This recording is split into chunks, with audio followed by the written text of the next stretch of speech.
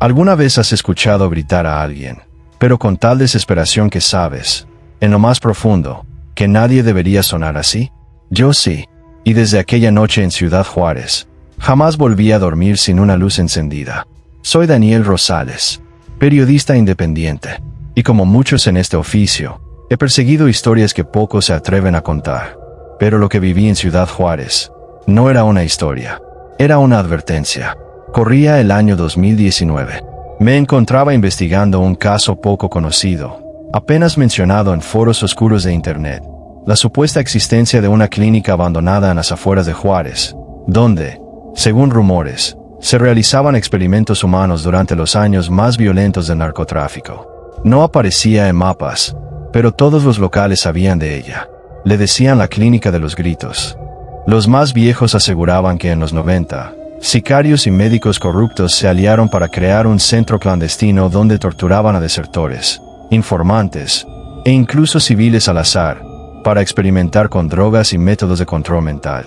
Yo no creía en esas cosas, hasta que la investigué. Contacté a un hombre llamado Elías, exparamédico del Hospital General. Accedió a reunirse conmigo solo bajo la condición de no grabar su rostro. Tú no deberías buscar esa clínica, compa. Eso ya no es humano lo que hay ahí. Según Elías, la clínica no solo era real, sino que seguía activa, aunque abandonada a la vista. Me indicó cómo llegar. Un camino de terracería entre fábricas cerradas al este de la ciudad. Si llegas y escuchas algo, lo que sea, no respondas, me advirtió. La curiosidad me ganó. Fui. Esa noche llegué justo antes del anochecer. El edificio era una ruina de concreto sin ventanas, cubierto de grafitis que decían cosas como no entres y siguen escuchando. La puerta de metal colgaba de una bisagra oxidada. Adentro, el aire olía a humedad, cloro, y algo más. Algo que me hizo querer vomitar. Caminé con una linterna, grabadora en mano. Lo que encontré fue peor que cualquier documental de crímenes que haya visto. Camillas oxidadas, jaulas vacías, documentos médicos quemados a medias. Y sangre seca, en las paredes, en el piso, en las cortinas quirúrgicas que aún colgaban. Y entonces, lo escuché. Un grito, a lo lejos, no humano. Era una mezcla entre dolor, locura y hambre. Corrí hacia donde venía el sonido. Maldita sea mi estupidez. Creí que alguien necesitaba ayuda. La puerta de la sala principal estaba entreabierta. Empujé con la linterna, y lo vi. Una figura encorvada, con la piel desgarrada, cables incrustados en la espalda, moviéndose como si cada músculo tirara en dirección contraria.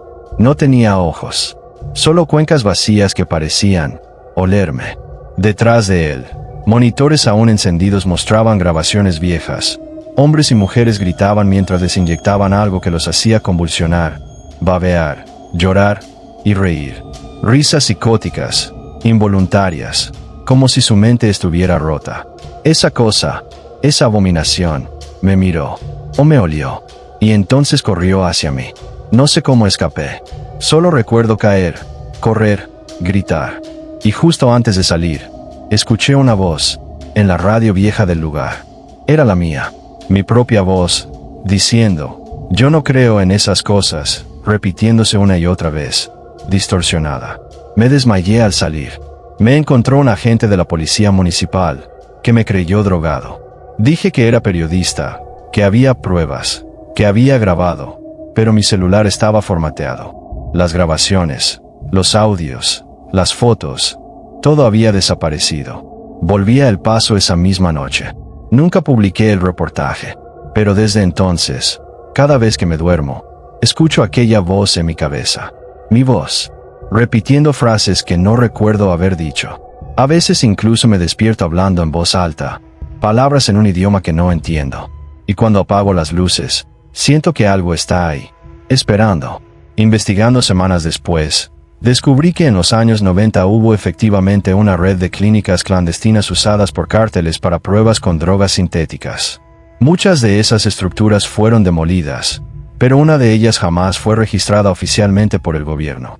Y si visitas los foros adecuados, aún puedes escuchar las grabaciones. Si te atreves, si has llegado hasta aquí, quizá tú también escuches esa voz esta noche. ¿Te atreverías a buscar la clínica de los gritos? Suscríbete a Relatos Oscuros para más historias como esta. Déjame en los comentarios si alguna vez has vivido algo similar, o si te atreverías a investigar esta leyenda en Juárez. Porque recuerda, hay lugares donde el mal no duerme. Solo espera.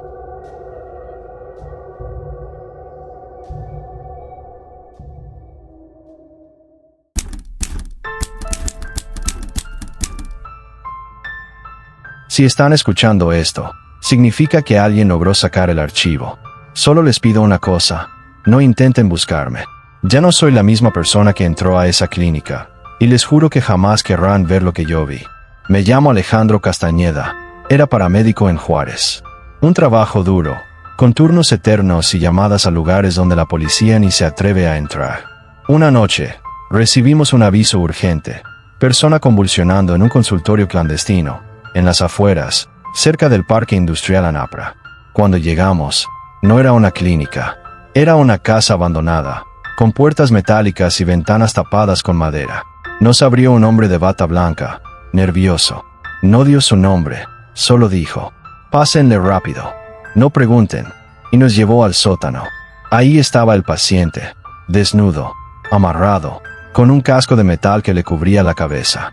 Su piel parecía derretida, pero no quemada, como si algo lo estuviera reconfigurando desde adentro.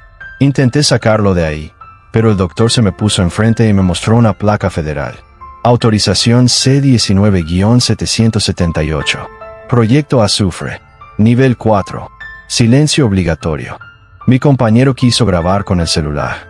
Nunca más lo volví a ver. Una semana después, recibí una llamada sin número. Si quieres saber qué viste, revisa el archivo 62B. Pide acceso como rescate prioritario. Yo no sabía de qué hablaban, hasta que un viejo camillero del hospital me dijo que en la clínica San Jorge, donde antes funcionaba un hospital militar, había sótanos sellados desde los 80. Logré entrar. Lo que encontré, me rompió. Expediente C-19-778, azufre. Modulación conductual a través de ruido subarmónico y neuroinstalación en humanos capturados. En cristiano, experimentos con frecuencias de sonido que alteran el cerebro. Juárez era el centro de prueba porque la población ya está acostumbrada al terror. Usaban a personas desaparecidas. Decían que los hacían más útiles, más silenciosos, más obedientes.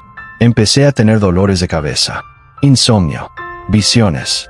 Veía sombras en los pasillos del hospital, rostros sin ojos. Oía frecuencias que nadie más oía, un zumbido como el de un enjambre de abejas dentro del cráneo. Descubrí que hay lugares en Juárez donde el sonido se comporta distinto, lugares donde el eco tarda más en regresar, calles donde los perros no ladran, zonas donde la gente desaparece sin dejar ni el ruido de sus pasos. Y en todos esos sitios, hay una antena oxidada con símbolos extraños pintados a mano. Los llamaban nodos de campo. Son emisores. Y yo, ya estaba conectado. Volví a la casa clínica. Estaba vacía, pero en el baño, encontré algo que me heló la sangre. Mi propio expediente, con fecha de ingreso, para esa misma semana. Según el documento, yo ya estaba en fase 2 del proyecto. Escucha pasiva. Después vendría la fase 3, anulación de identidad. Intenté escapar, pero al salir, una camioneta negra me esperaba. No tenían armas, solo un dispositivo con luces azules. Lo encendieron, y todo se volvió silencio. No ruido, no zumbido, silencio absoluto, como si me hubieran desconectado del mundo. Y entonces, vi los rostros. Pacientes caminando como zombies, con el casco metálico, sin piel, sin expresión, sin alma. Hoy estoy escondido, si es que a esto se le puede llamar esconderse. Sigo oyendo el zumbido. Sé que me siguen. Sé que mi mente ya no me pertenece. A veces hablo sin querer. A veces escribo cosas que no entiendo. Una vez me desperté frente a una antena, con sangre en las manos. No sé si fue mía, o de otro paciente. Hay algo más abajo de Juárez. Un enjambre, una red, un experimento más grande que cualquier guerra. La ciudad fue elegida porque aquí la muerte no levanta sospechas. Y si estás oyendo esto, ya formas parte del experimento. No lo apagues. Ya estás conectado.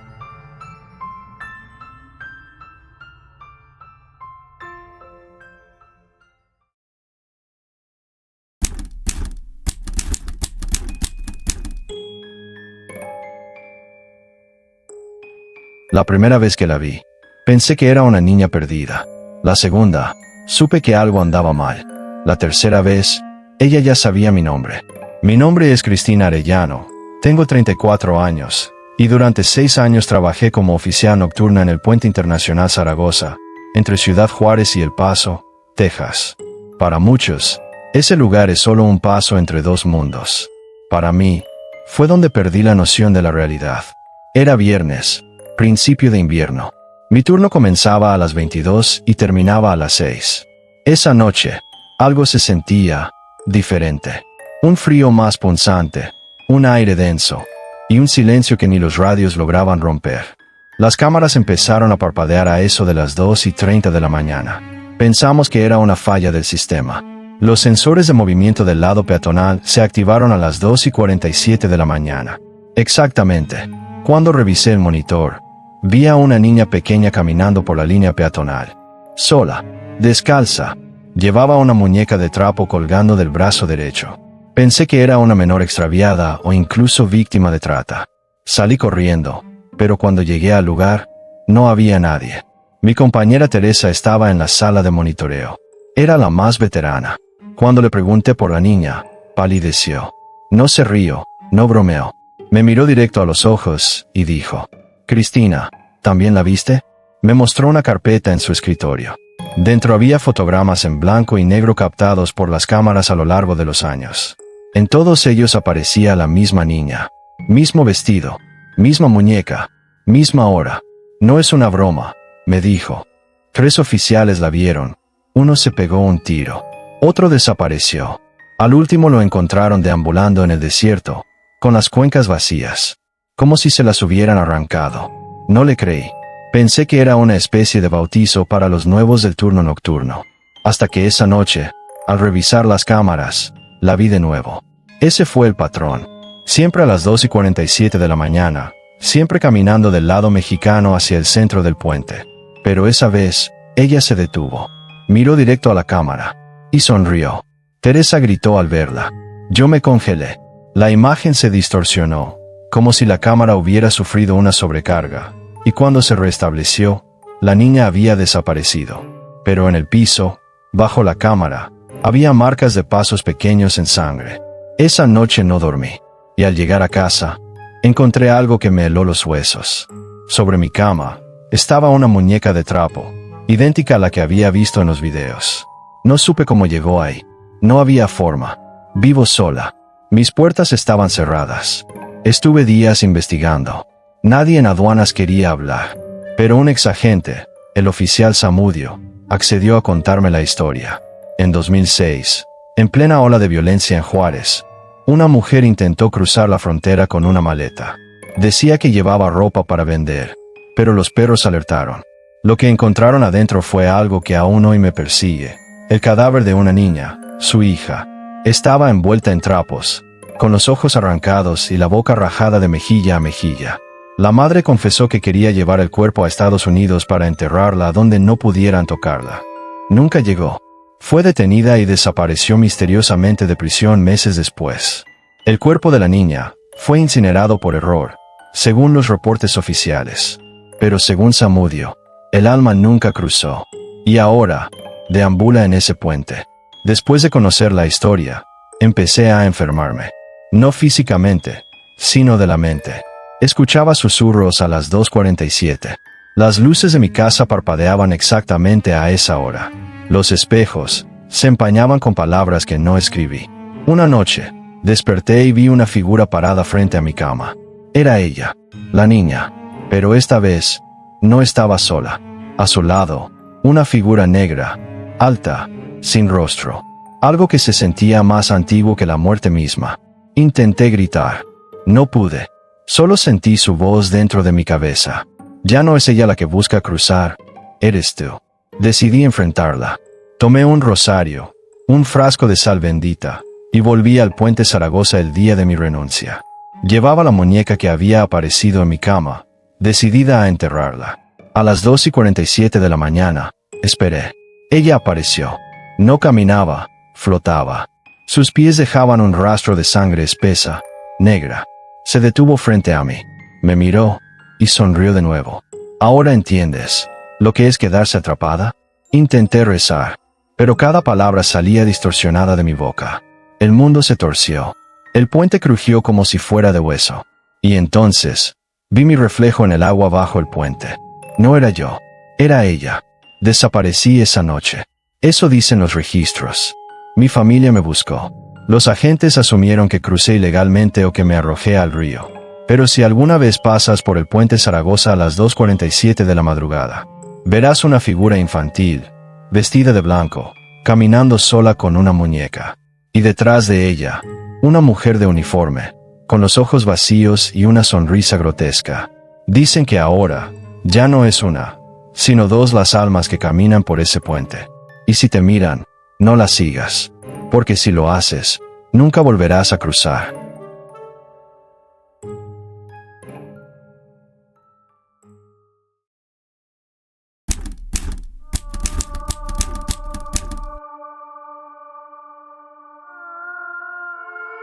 Nunca debí aceptar el turno esa noche.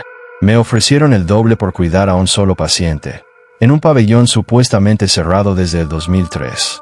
Lo que vi ahí no era humano. Pero lo peor no fue eso.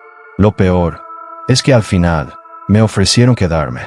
Soy Carla M., enfermera registrada, especializada en pacientes psiquiátricos de alto riesgo. En 2018, trabajaba en un hospital privado de Juárez cuyo nombre no voy a decir. Pero si conoces el lugar, sabes cuál es. Tiene vista al puente internacional y dicen que antes era un centro de detención clandestino. Una noche, el director me llamó a su oficina. Necesito que cubras una guardia en el pabellón 13. No hay registro, pero existe. Solo accede por ascensor de servicio, con esta llave. Me pagaban el doble por 8 horas. Solo debía vigilar a un paciente sedado. Acepté. No debía haberlo hecho. El ascensor bajó más de lo que creí que podía. Perdí la señal del celular. El piso olía a metal viejo y desinfectante, y algo más. Algo podrido. Había un solo cuarto, una sola cama, y en ella, un hombre atado, con una especie de bozal de hierro. No tenía nombre, solo un número grabado en la piel del pecho, X197. Estaba despierto, pero no me miraba. Solo murmuraba, y lo que murmuraba eran nombres. Decenas de nombres, uno tras otro, como un rezo. Al revisar su expediente encontré notas médicas inconexas, tachadas, firmadas por personas que no trabajaban en el hospital. Uno de los informes decía: sujeto ha logrado contacto. No se debe despertar sin el ritual de succión de memoria. ¿Qué significaba eso? Mientras pasaban las horas, el paciente comenzó a sangrar por la nariz y los oídos. Alguien me había dicho que no debía intervenir, que era parte del proceso. A las 3:17 de la mañana, las luces parpadearon y por los parlantes del pasillo sonó una voz. Fase 3 iniciada. Se autoriza manifestación del huésped. Y entonces, X197 habló. No murmuró. Habló con mi voz. Carla, ¿te gustaría ver a tu madre otra vez? Mi madre llevaba años muerta. Pero en ese momento, la oí. Desde dentro del hombre. Cantaba la canción que me cantaba de niña. La misma. Me acerqué. Él abrió los ojos. No tenía pupilas. Solo carne agitada como un nido de gusanos. Y entonces vi que las paredes del cuarto estaban hechas con huesos humanos, disimulados con pintura. Los techos no eran techos. Eran caras enyesadas, fusionadas entre sí, que abrían los ojos al mismo tiempo que él. Intenté salir, pero la puerta no se abría. Comencé a gritar. En el expediente encontré una foto mía, dormida, en esa misma cama, y una hoja suelta con el logo de la Secretaría de Salud y la palabra: neurodespertar, paciente Carla. Objetivo: ascensión. Empecé a ver flashes de recuerdos que no eran míos. Cirugía sin anestesia. Personas llorando mientras les abrían el cráneo. Un médico con túnica negra, cosiendo algo dentro del cerebro de una niña. Un símbolo grabado con cuchillo en cada hemisferio. Y era un culto, pero no uno cualquiera. Era un culto médico. Creían que el alma humana se podía expandir si se liberaba del lóbulo frontal. Y a través del dolor, se comunicaban con los del otro lado. Los pacientes no eran enfermos. Eran puertas. X197 se liberó. No caminaba. Flotaba. Cada palabra que decía, me dolía como si me arrancaran las uñas. y detrás de él salían sombras de las paredes. Personas con batas. Uno llevaba mi cara, otro la de mi madre. Otro no tenía rostro, pero susurraba mi nombre con una voz que me hizo sangrar los oídos. El paciente se acercó, me besó la frente, y en ese segundo, lo recordé todo. Yo ya había estado ahí, ya había sido paciente, y esa noche, solo estaba cumpliendo mi turno otra vez. El bucle reinició. Esta es Carla M. Hoy volví a despertar en el pabellón 13. Mi expediente ahora dice fase 5, transferencia de entidad. Cada día olvido algo más. Cada día escucho más voces. El culto sigue activo. Y si tú también trabajas en el sector salud, algún día te van a llamar. Y vas a bajar al pabellón. Porque aquí, nadie se va.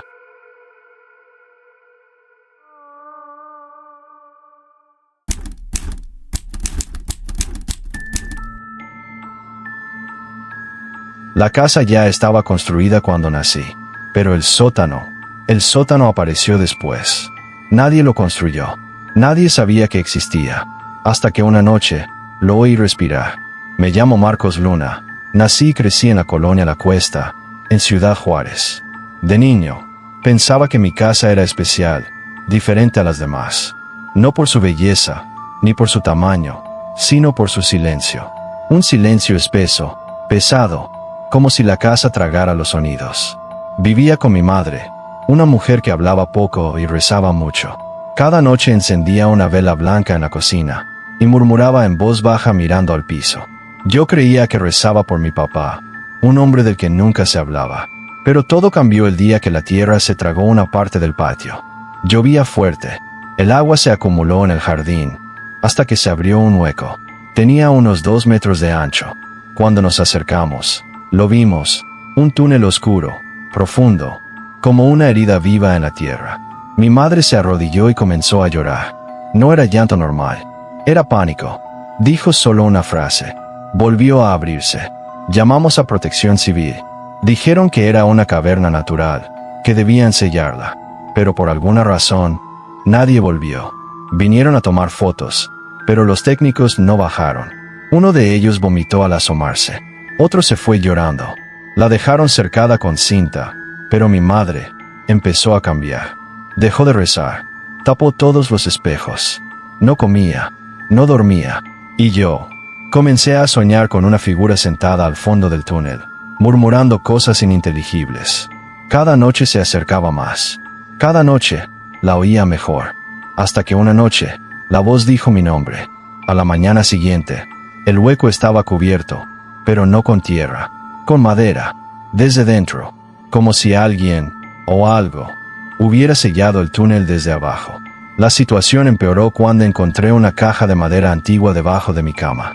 Nunca la había visto antes. Dentro había un solo objeto, un cuchillo hecho completamente de cristal negro, y una nota con una sola palabra: págalo. Esa noche, mi madre entró a mi habitación con los ojos inyectados en sangre. No habló, solo miraba el cuchillo. Me lo arrebató, se encerró en el baño, y no volvió a salir. Cuando rompimos la puerta, la encontramos en la tina, desnuda, flotando en un baño de sangre. Pero no había heridas, no había cortes, la sangre no era suya. Fui internado con mi tía tras lo ocurrido, pero el cuchillo volvió a aparecer, esta vez en el ropero, y las voces se intensificaron. Hablaban en un dialecto que no conocía, pero yo entendía. Me decían que el cuchillo era parte de algo más grande, un pacto sellado hace décadas, por mi abuelo.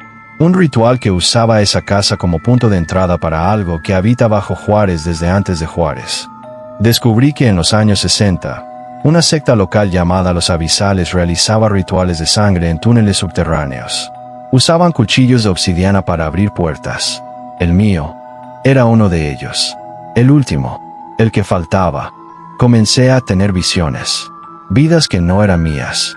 Una mujer embarazada siendo ofrecida como sacrificio. Niños amordazados.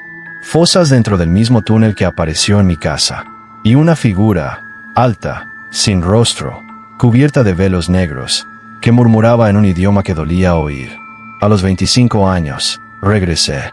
No por nostalgia, sino por impulso. La casa seguía ahí, abandonada, intacta, pero el hueco se había vuelto a abrir. Me acerqué, cuchillo en mano. Las voces eran más fuertes ahora. No era miedo lo que sentía, era obediencia. Bajé.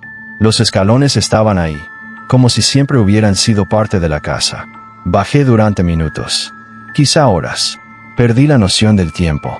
Al fondo, encontré una habitación circular tallada en piedra negra, con símbolos que sangraban al tacto.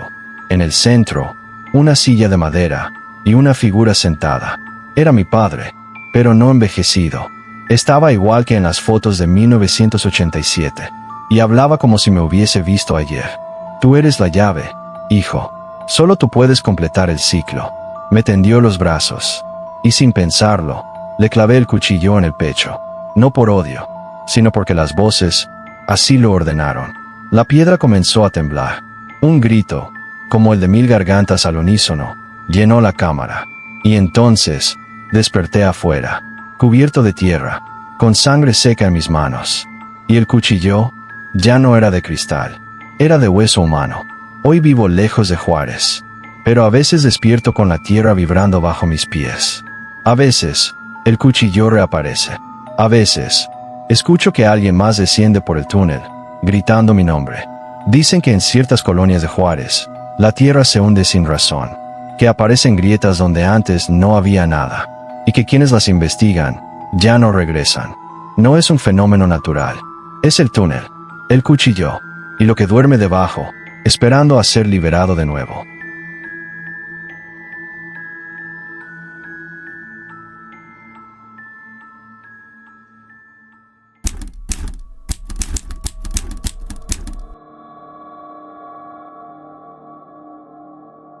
Si estas palabras te llegan, es porque lograron filtrar el expediente que nunca debió ver la luz. Te advierto, lo que sucedió en la Casa de los Ecos cambiará tu concepto de realidad. No intentes investigarlo por tu cuenta. Mi nombre es Roberto Figueroa, ex investigador forense que trabajó durante años en casos clasificados en Ciudad Juárez. Creía que había visto lo peor: asesinatos sin rostro, desapariciones sin explicación y signos de experimentos que parecían sacados de una pesadilla. Pero nada me preparó para lo que encontré en una residencia abandonada, en un barrio olvidado, a las afueras de la ciudad.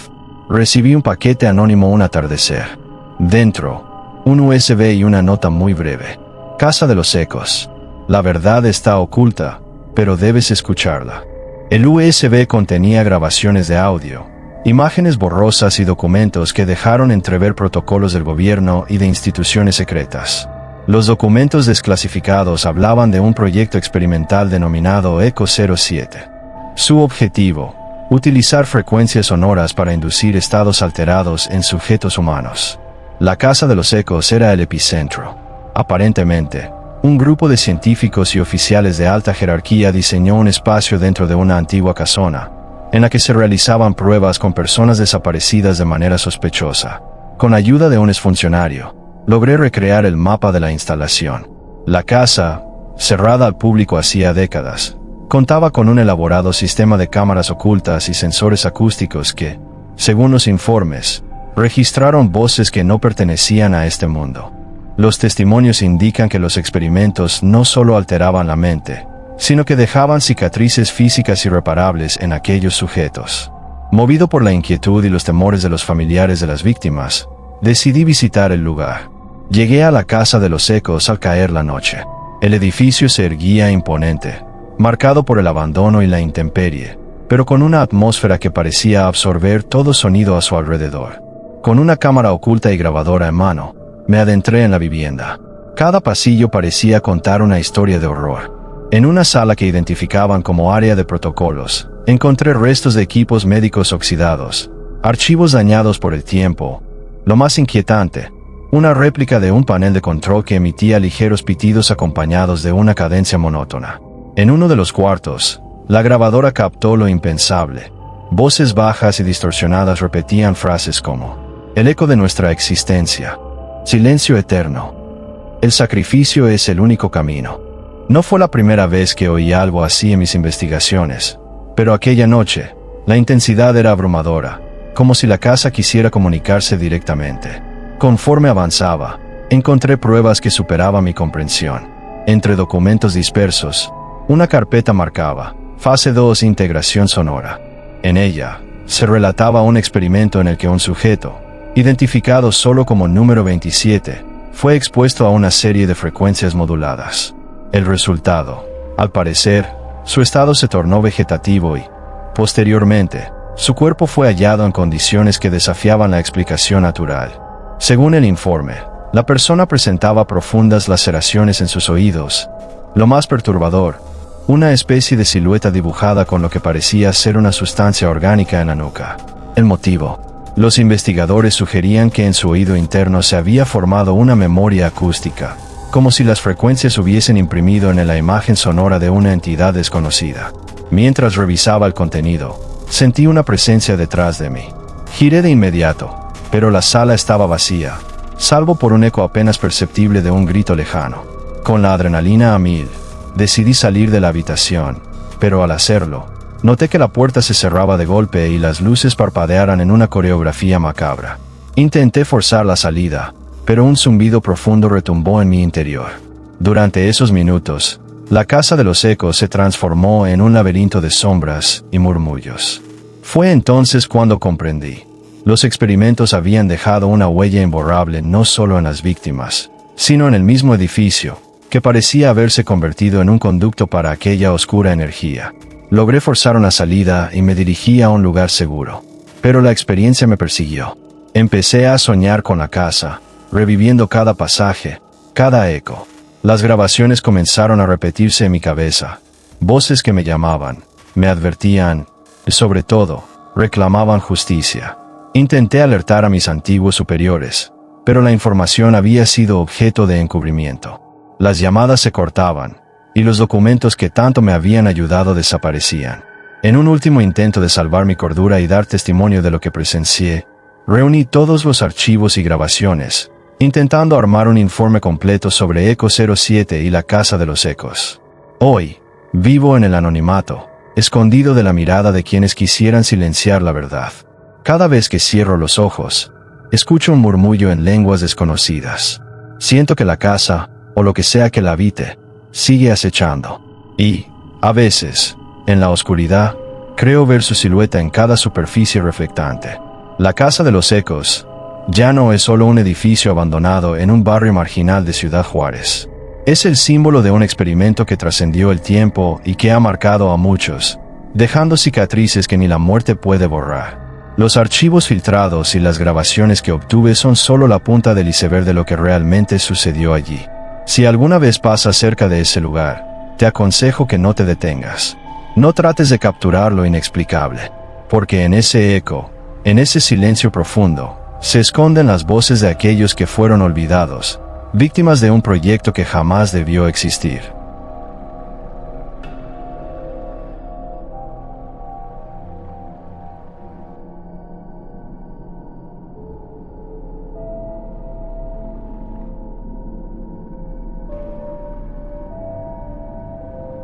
Si alguna de estas historias te heló la sangre, imagina las que aún no hemos contado. Suscríbete ahora a Relatos Oscuros, activa la campana, y únete a los que se atreven a mirar donde otros cierran los ojos. Déjanos en los comentarios cuál historia te perturbó más. Y recuerda, el verdadero terror no siempre termina cuando se apaga la pantalla.